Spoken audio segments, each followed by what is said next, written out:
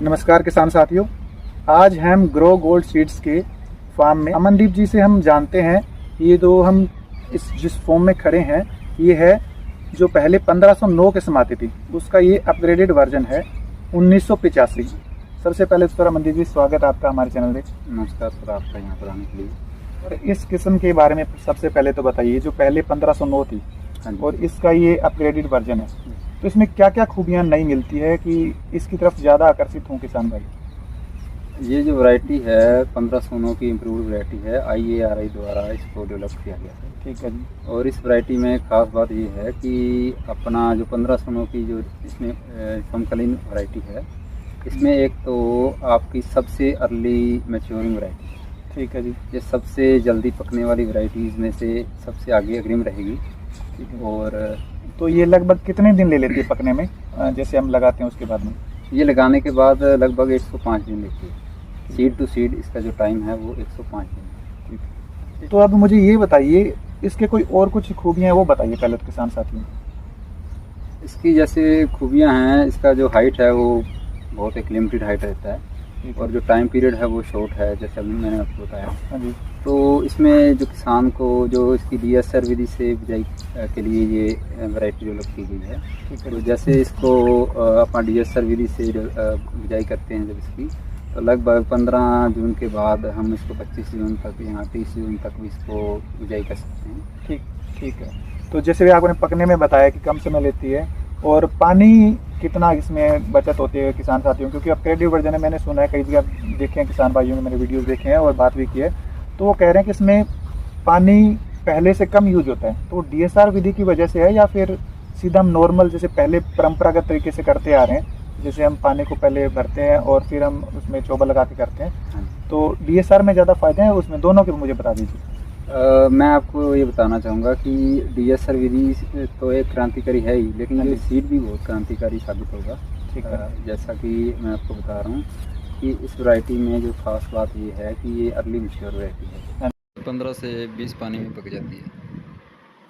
तो हम इसको कंपेयर करें, मान लो इसकी पुरानी जो किस्म थी 1509, हाँ जी, ये थोड़ा अपग्रेडेड हो गया, उससे उसमें कितना पानी लेते थे पहले? वो भी वैरायटी एक 1509 भी एक बहुत ही कामयाब वैरायटी रही है, उसमें भी कोई शक की बात नहीं है। लेकिन इसमें ऐसा है कि जो अब वैरायटीज आ रही हैं, जैसे 1885 आई, ये 1985 है, और 1907 में जो अब नई आई है, ये जो वैरायटीज़ हैं इनके जेनेटिक जो है मेकअप है वो इनसे बहुत अच्छा है। कहने का मतलब ये लास्ट तक जो इनके पत्ते हैं ये हरे रहते हैं। ठीक है जी। तो हरे रहने के कारण इसमें जो क्लोरोफिल लास्ट तक रहता है, तो किसान भाई को एक तो बीमारी जैसे ब्लाइट वगैरह नहीं आता है इनमें। ये जो वैरायटीज़ हैं, न्यू वैरायटीज़ हैं, ये ब्लाइट से रही थी। ठीक है। तो इसके बारे में जैसे हमने बात की कि पकने में टाइम कम लेती है, पानी की भी बचत होती है, DSR विधि से लगाने के कुछ फ़ायदे परंपरागत तरीके से बताएंगे आप? जो सबसे बड़ा इसका फ़ायदा है DSR विधि से लगाने का, वो ये है कि इसमें इमेजा पाइथोर 10% SL की स्प्रे हम कर सकते हैं। वो हम और किसी धान में जो पहले वैरायटीज आती थी उनमें नहीं कर सकते। वो सिर्फ इसी वैरायटी में 1985 में कर सकते हैं? नहीं, एक वैरायटी IARI ने और भी डेवलप की है, जिसका नाम है 1979 PB 1979। ठीक है।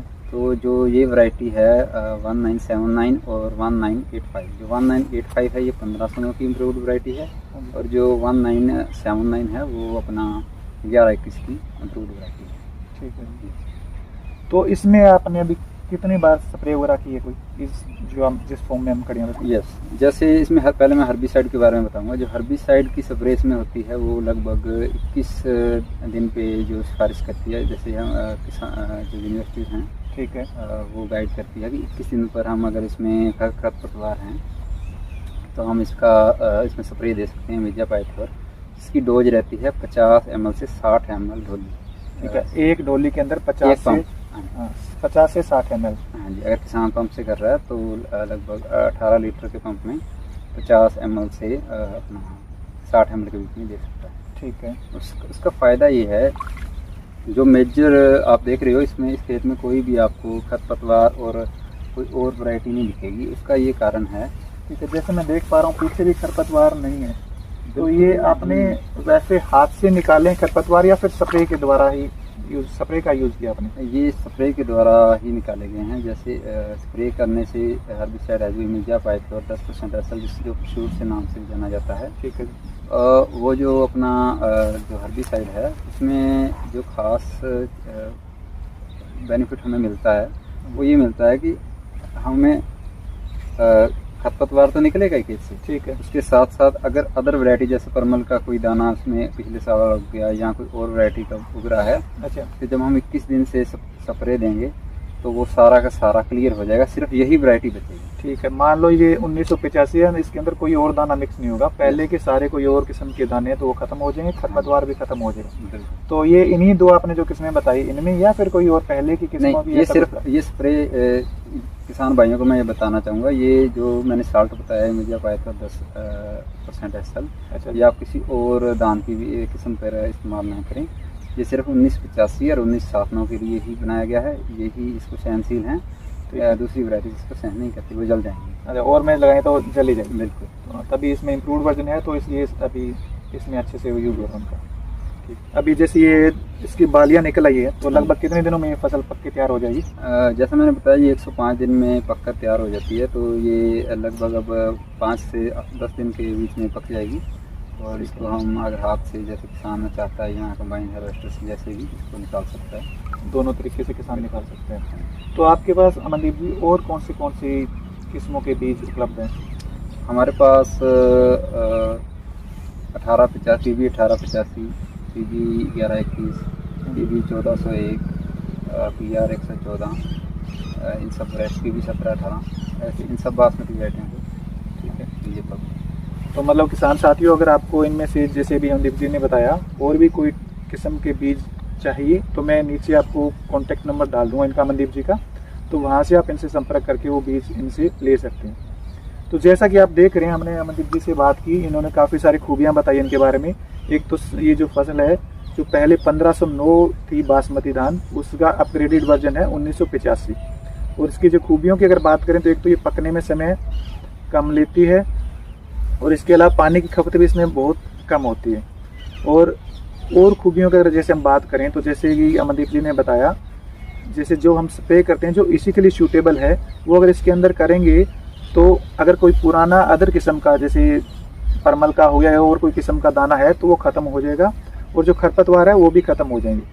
तो जो आपने अदर किस्में बताई जैसे दूसरी किस्मों के बीज आपके पास उपलब्ध हैं वो भी आप खुद ही तैयार करते हैं? हाँ, उन किस्मों के जो पुरानी किस्में हैं उनका हम फाउंडेशन बीज से जो तैयार करते हैं, ठीक, हम सर्टिफाई बीज किसानों को प्रोवाइड करवा रहे हैं। और वो सर्टिफाई सीड हम बहुत ही हाई स्टैंडर्ड का बीज जो है प्रोवाइड करते हैं, उसमें किसी भी तरह की कोताही नहीं हम रखते, ठीक है, और बहुत ही हाई क्वालिटी का हाई यील्ड सीड हम प्रोवाइड करवा रहे हैं किसानों। ठीक है, पहले तो आपका बहुत बहुत धन्यवाद, आपने इतना डिटेल से इस किस्म के बारे में बताया, तो हमारे किसान साथियों को काफ़ी सारी जानकारी मिली होगी इस किस्म के बारे में।